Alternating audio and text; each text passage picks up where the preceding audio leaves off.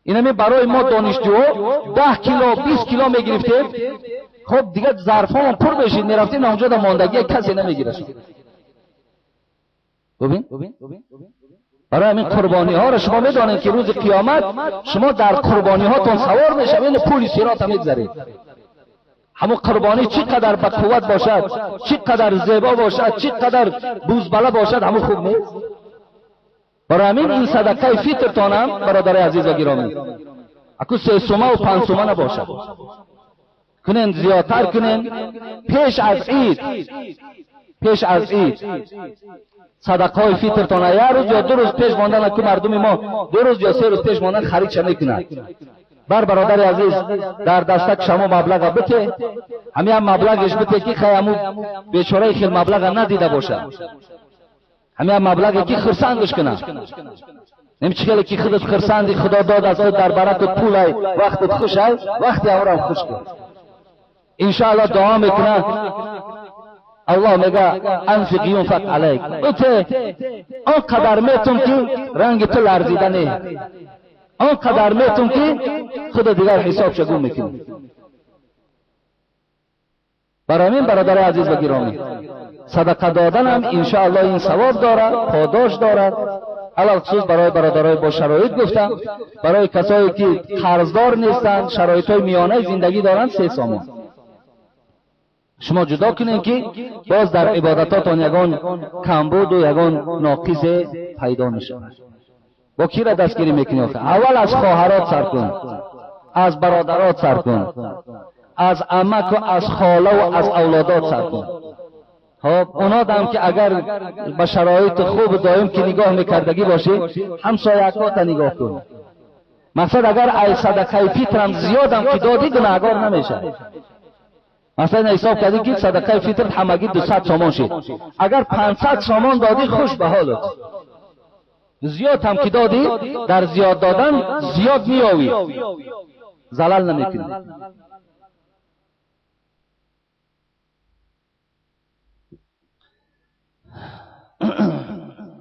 الصيام والقرآن يشفعان للعبد يوم القيامة. انا من برادرای عزیز این سرجمعی که در این جمعه ما و شماست که مهمان ها از تمام گوشه و کنار حضور دارند، باز این جمع شوی ما با جمعه آینده که دیگر رمضان نیست میشود نمیشود، من یک بیانی دیگر دارم که همین روزه که شما داشتین لبهاتان خوش، حلقهاتان خوش، روز دراز شما به طعام و به شراب نزدیک شدن میتونستین، همین روزه را پروردگار همراه با همون روزدارایی که قرآن میخواندند، کسی که هم روزه داره هم قرآن میخوانه، خانه‌اش که بیکار شود گویم که از تلویزیون همو از ککش میکنه میمانه و لوحه در پیشکش کشاده میکنه و این تلویزیونی که بهترین تلویزیون که نور تو را زیاد میکنه، بختی تو را دختر باشی سفید، بچه هم باشی سفید، آینده تا درخشان، ذهنک تا کشاده، اقبال، آبرو، قدر و قیمت که در همین است. وقتی این لوحه کشاد خان انا کو ببینیم الصيام والقرآن يشفعان للعبد يوم القيامة. روز قیامت انا همین روزایی که داشتیم و همین قرآنی که خواندیم اینها زبان داده می شوند. زبان چگونه ای که دروازه ریان بود در جنت که روزدارا را فریاد میزد، همین ماه رمضان خداوند به جسم مجسمش یک جسم در مبدلش میکنه، یک صورتی زیباش میته، شاید یک گویم مردکی خوشروی زیباش میکنه، مردکی گویم که مردکی هم ریشداری، همین یک جلدداری گویم سلکش در تاری سرش خوشروی زیبا در میدان قیامت راستش میکنه. قرآن هم همچنان. بعداً از اینا میپرسد چی میخواهیم؟ یقول الصيام منعته الطعام، ببینید، و الشراب پروردگارا تو میدانی که این بنده تو در سال 2008 در همین ماه مبارک رمضان، ماه سپتامبر، یک ماهی که روزه بود، روزه گرفت، روزه میگرفت روز دراز، تماما با منهیات تو، با اون چیزی که نادرست بود نزدیک نمیشد و به خاطر تو پروردگار و حرمت من پروردگار اون نه طعام میخورد نه نوشاکی مینوشید. اگرچه خواهشش بود، اگرچه گشنه میشد، گرسنه میشد، تشنه میشد. پروردگار یک خواهش دارم، خدایا میخواهم که هیچ وقت گذرش به دوزخ تو نباشد. خواهشم همین است که این شخص از همین میدان قیامت راست به باغای جنت ببر. طلب شفاعت میکنه. خواهش پروردگار فقط همین است. و یقول القرآن منعته النوم. پروردگارا قرآن میگفت از خدایا در اصل این بنده بود که در دنیا این معجزه الهی، این قرآن میکشاد و میخواند، بعض شب 2 ساعت و 3 ساعت خواب شد میپراند و فقط به قرآن مشغول بود. با این خاطر خواهشم همین از پروردگار این که این بنده را گذرش به دوزخ مگردان. خدایا ای را راست از همین جا به باغ از باغهای جنت ببر. قرآن و ماه رمضان طلب شفاعت برای ما و شما در روز قیامت میکنه است. ببینید چه بزرگی های ما و شما روبرو شده. هزارها شکر که خدا در همین ماه مبارک جان ما قبض نکرد. خدا را شکر که همین ماه را ما و شما پره روزه گرفتیم. میدانم البته بعضی همان به تنگی ها روبرو شدیم، بعضی همان به جنگ و جنجال ها روبرو شدیم، بعضی همان به بعض مشکلات های روبرو شدیم که خیلی در این ماه این طرف گرسنگی و تشنگی و این طرف این مشکلات هامان، لیکن بازم همه این که روزه را داشتیم یقینا در روز قیامت ماه روزه پشتیبانی از تو میکنه. قرآن پشتیبانی از تو میکنه. الصوم جنتون. حبیب خدا میگفت ماه رمضان این برای شما سپر است. چگونه سپر؟ من النار کجنت احدکم من القتال. چگونه که یک آدم در جنگ سپر میگیره و در یک دستش نیزه برای محافظت خودش، انا همین روزه ها در روز قیامت شما را سپر میشوند. سپر میشود شما را از تمامی آن مشکلات های قیامت.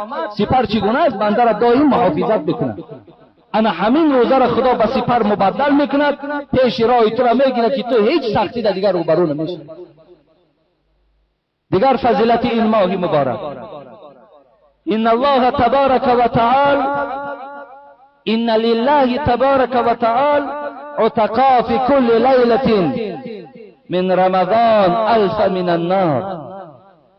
دیگر بزرگی این ماه مبارک این بود است که برادر عزیز و گرامی، هر شب رمضان خداوند از دوزخ همو بنده هایی که در دنیا هم ایمان داشتن و اینا امروز ببین بعضی آدم ایمان داره نماز میخونه زنا میکنه، بعضی آدم ایمان داره و نماز میخونه دزدی میکنه، دروغ میگه، خیانت میکنه.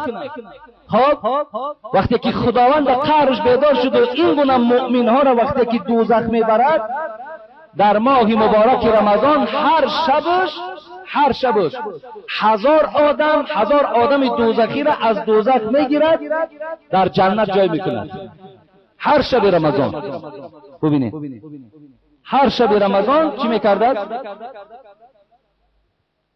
1000 آدمی اینا که تا امروز 27000 پروردگار خلاص کرد. 27000 كان آخر ليلة اعتق الله بعدد ما مضى. حبیب خدا گو وقتی که شب آخر می شود، اکو شب آخری رمضان، پروردگار مهربانیش جوش می زند و تا شب سیوم اکو 30000 خالی کرده بود. شب سیوم باز گویم با اصطلاح های موزه با امنیستی هم شود، باز 30,000 دیگر در آخر شب پروردگار باز خلاص میکنه. هر شب 1000 30 تشید، آخرش در باز 30,000 دیگر 60,000 دوزخی. هر یک ماه رمضان پروردگار از دوزخ به خاطر این ماهش خلاص میکنه. این از درجات رمضان، این از فیض رمضان، این از برکات رمضان. رمضان خوش آمدید، رمضان بسیار خوش آمدید. ما اگر چنده که شاید در تو بی‌پروایی کردیم، شاید در تو توجه هم نکردیم، شاید دلسوزی هم کردیم لیکن کم کردیم. روز قیامت شفاعت از جانب ما شد، سپر از برای ما شد.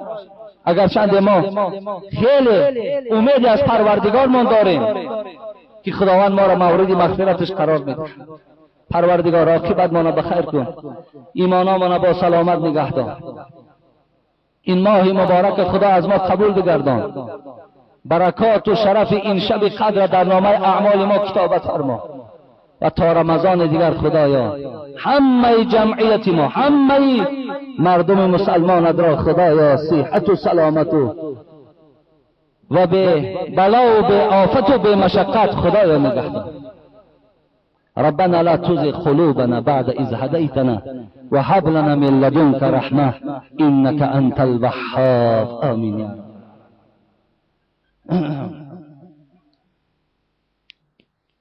پیسری میری سرابیک، برادر ما میری سرابیک های خشک سنگو اینجا یک مبلغ آورده است، همو باشد برای هم میری سرابیک میدونیم ما. خب اینجا هم مبلغ آورده است. بابای حاجی ارومبای خدا در عمر جانش برکات دهد، یک عمر در همین مردمی کلاب ما و شما بیرون از کلاب ما و شما آشپزی میکند و مردک مسلمان و مردک خیلی خدا ترس است. خدا خیر احسانش قبول کند. در حق بابای گریز مرحوم از محله ما، بابای گریز اینجا در بابای دهقانش میگفتیم، اونجا دم انا بابای گریز هم خدا رحمت و مغفرت کند، گورش پر نور کند، فرزنداش خدا از کلی آفت ها نگه دارد. خب اینجا یک برادر زکات آوردند، خداوند مالش زیاده گرداند، از همه آفت خدا نگهش دارد، کاراش برار دهد، کشایش دهد و خداوند آیندهش نیک گرداند. یک برادر از خواجه سرتیز یک مبلغ دادن در حق بنده. خب طاهر از روسیه برای پدر و مادرش یک مبلغ روان کردند. پدر و مادر اگر حیات باشند خدا خاتمه شون بخیر، اگر گذشته باشند خدا رحمت و مغفرت شون کنه و طاهر خدا صحت سلامت به خاندانش رساند. برادر نعمت الله اینجا دم باز یک برادر دیگر نعمت الله باز زکات مال آوردن برای همین امارت نو ما. خدا این مالش قبول بگردانه و مالش زیاده گردانه و همیشه در حفظ امانش خدا نگه داره. در حق مقسوم سعید دعا کنید. برادر مقسوم سعیدم همراه برادراش عمر و مادرشون هم بیمار، خدا عمرشون دراز و مادرش خاتمه بخیر و پدرشون نامش فراموش کردم، بابای ضیاءالدین از پیروی مای خدا رحمت و مغفرتش کنه. و اینجا یک برادر نعمت الله هم سوداگر از در بازار بالا که مخلصای مسجد ما و شما هست. خدا او هم زندگیش خوب و زندگیش نیک و شه بچه است. خدا فرزند خوب و نیک نصیبش کنه. خب از مومیرک در حق پدر و مادر خدا پدر و مادر تا رحمت و مغفرت کنه. یک برادر از تیبلای عشر مال آورده، خدا نگهش داره. مردم ما خیلی انشاءالله بیداری حس میکنن، عشر مال میتن، زکات مالشون میدهن. این ایمانداری است، این نشانه ایمان است که آدم ایمال زکات جدا میکنه. حساب کنین که یک آدم 10,000 دارد، ای 10,000 گوییم که $250 دادن در کار، خیلی پول است. لیکن ایمان که به قوت است، همون $250 میبره میتن. این ایمان میبرد و الا اگر نتا همون ایمان ضعیف که است، شیطان که همراهش که است میمانش که زکات ده یا عشر مال از 10 که از صحراها از زراعت ها میتن. خب حاجی بابا جان از کولاب، خدای مهربان عمر دراز و تن صحت و کاراش در برار و کشایش همیشه خدا تن صحت نگهش داره. حاجی عبدالجبار گذشتگانش خدا رحمت و مغفرت، فرزنداش توفیق و هدایت، خودش خدای مهربان همیشه در پناه رحمتش نگه داره که ما را احترام کردن، حرمت کردن، چیزی گفتیم سخن ما در زمین نمیمانند، هم احترام ما هم ثواب برای جان خودشان. خدا نگهتان دارد. برادر محمد علی از زپرفکا، خدا فرزنداش شفاعت کننده پدر در روز قیامت گرداند. یک مقدار یک مادر 90 ساله از دهه تاقتپه نفقه‌اش را برای ساختمان این چیزی نوی مکتب منآورده است. یک کمپیر 90 ساله، خدای مهربان خاتمت بخیر کنه و خداوند فردا در زیر لوای فاطمه و در زیر لوای عایشه مادرمون سر برداشتن خدا موفقت کنه. خوش به حالتون. چند نفر برادرها فطری روزه و کمک دادن، نامشون رو ذکر نکردن. نامتون ذکرم نکردین، انشاءالله در پیش پروردگار نام نویسه. خدا این خیر احساناتون قبول و عمراتون خدا دراز. آرزو در حق پدر و مادرش، خدا پدر و مادرش رحمت و مغفرت و خودش عمر دراز دهد. خب در حق کسانی که در صندوق خیر کردن، خدا همه برادرایی که امروز دستیاری دراز کردن و در پهلوی ما ایستاده و برای فایده امروزه جمعیت ما، فایده فرزندای ما، فایده آینده ما که دستگیری میکنن، خدا همه خیر احسانتون قبول و یک مادر میگن در روز قیامت همین دوزخ که به بالاش که هجوم میکرد، همین یک تیکه که جامه داشته است، یک تیکه جامه همو قطعی میزده است، یک مقدار اکو تیکه جامه این قدرکشان در روز قیامت مثل همین باچکای 10 تانه آوای اکو در دنیا همو کم همت که باشه، خدا را در همو در قیامت هم با به بهرش نمیماند و همو قدر پاره که جامش میگه قریب 50% دوزخ زده خاموش کیسته. در خوابی بزرگ درآمد گفتن چی است که تو این میکنی؟ گفت بچه‌ام گفت همیشه دستی بخیر داشته باشی که در دنیا بسیار از زنهای بخیل بودم، فقط همین دل من خدا یک روز کشاده کرد و همین نیم پاره جامه را به یک بیچاره صدقه داده بودم، امروز همین را دادم که آتش از خود دور کرد. برای همین صدقه های شما انشاءالله همش برای شما، همین آب شب‌هایی که در یک لحظه خاموش میکنن، همین ها در روز قیامت برای شما در عزیز. به نام خدا، این سخن خدا است، این سخن پیغمبر خدا. هیچ سخنم از قرآن و حدیث بیرون نمیگویم. چیزی گفتم برای شما، اگرچه در بعضش اگر گویم که کمی هم برای شما اگر من بالاترم نشان دهم، این برای عادی کردن و ساده کردن که شما فهمید. اینا مبالغه میگن. خب بابای حاجی بوری خان، خدای مهربان برادر حاجی بوری خان هم بسیار آدم مسلمانه، خداوند عمر دراز و تن صحت و فرزنداش خدا توفیق و هدایت و خاندانش ده خدا برکات نازل و همه نافهمی ها و ناآرامی ها را خدا از منزلش دور گرداند. 2 برادر با زکات دادن، امروز صفی زکات دهنده خیلی زیاد. خداوند زکاتاتون قبول کنه، عمراتون دراز کنه، خدا دولتاتون باز هم از این ده بیشتر گردانه.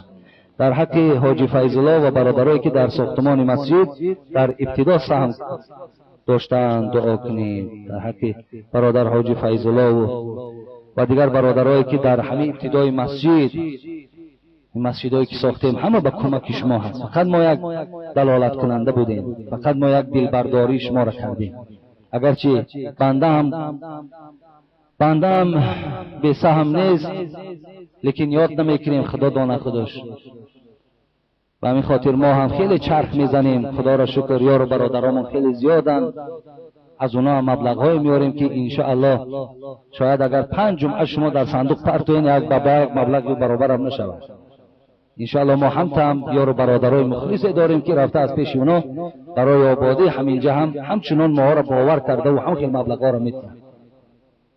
برای همین همه برادرایی که چی در ساختمان مسجد، این برادر خورشید که این قالین آورده بودن، این قالین زیر پاتون قریب $5000 صرف کردن. برادرایی که در پهلو قالین هایی که آوردن، خب بانکیر بود از 40 دخترکان، عبدالغفار و دیگر برادر من نامش فراموش کردم، این بالاگیش وای آوردگی. خب باز زیر همین امارت کهنه را یک برادر من از خودجان الک تیار کردن، ممکن تا عید یا بعد عید بیارد، اما زیرگیش هم ان شاء الله قالین پیچ میکنیم که یک نمود قالین میشه. خداوند همه خیر احسان هاشون قبول و خدا غیرت های ایمانی و اسلامیشون از زیاد و پروردگار دعا میکنیم که خداوند این عبادت های ما را قبول گرداند و ما را خداوند همیشه صحت و سلامت نگه دارد، بعد ادای نماز هم با صحت و سلامت و نزد زن و فرزندهامان رساند و این مهمان هایی که از راه های دور و نزدیک آمدن خدا قدماشون در حسنات و روزه هاشون خدا قبول گردانی و همه آرزوهاشون حاصل و مشکلاتاشون خدا دور گردانی. آمین یا رب العالمین. ای روز چهارشنبه کدامید که آمدنی این مرحمت بعدا معلوم میشد ان شاء الله ساعتی چند باشد، خیر خدا خواهد همون ساعتی نزدیکترینش را میخوانیم. همین یک بار خدا خواهد یک بار ما نماز میکنیم و تمام. خب یگان سوال داره، نماز چی؟ ولی اون نامعلوم، اوش نامعلوم، برای من اعلان مفتیات نشنیدم. دیگر هیچی نداریم پرسیدنی. امشب ما خدا دانا های، اگر یکی نباشیم هم حساب کنیم که موعظه ما کردم، اگر نباشم. لیکن اگر باشم هر سال ما الحمدلله که همینجا نشست داریم، هر سال ما در اینجا گفته شنید داشتیم. باشم ان شاء الله من برای شما بیمارم که باشم در پیشتان هستم، خدا خواهد با شما سوال جواب میکنم، با شما نشست میکنیم به خاطر این شب قدر.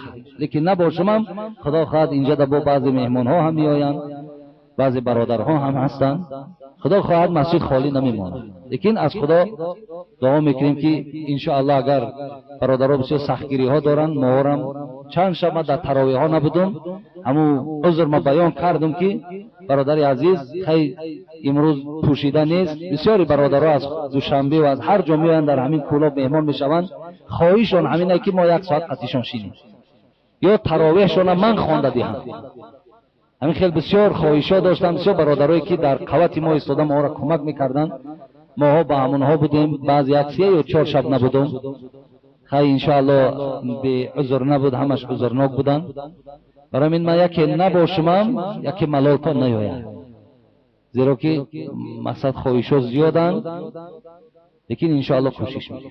خدا شما را نگه دارد، خدا شب قدر شما قبول کند، خدا صحت و سلامت به خاندان تا رسد. یکی اگان گپ های زده باشم در جمعه های گذشته که من خیلی احتیاط میکنم، من احساساتی نیستم، من الحمدلله که بسیار همین نرویام به حد خوبه، من بسیار نغزن، من احساساتی نیستم. من راستی بار خدا را شکر تا امروز یگان بیماری قبول کردگی نیستم. خیلی کمی فشار خون دارم، لیکن به هر حال هم باشد من خودداری میکنم، سخنی سخت نمیگم هیچ وقت، زیرا که سخنی سخت اجازت نیست و این درست هم نیست و این زیبندگی منبر هم نداره. وقتی که یک کس از عمیق بری بالای منبر یک دیگر لعنت، یک دیگر دیوس، یک دیگر فلان، این اکنون در خواندگی ما داخل نیست. برادر عزیز، خداوند شما را طبیعت سالم و همه آرزوهاتون خدا حاصل کند. آمین یا رب العالمین. مبارک باد تو مشد این عید و این روزهای مبارک رمضان.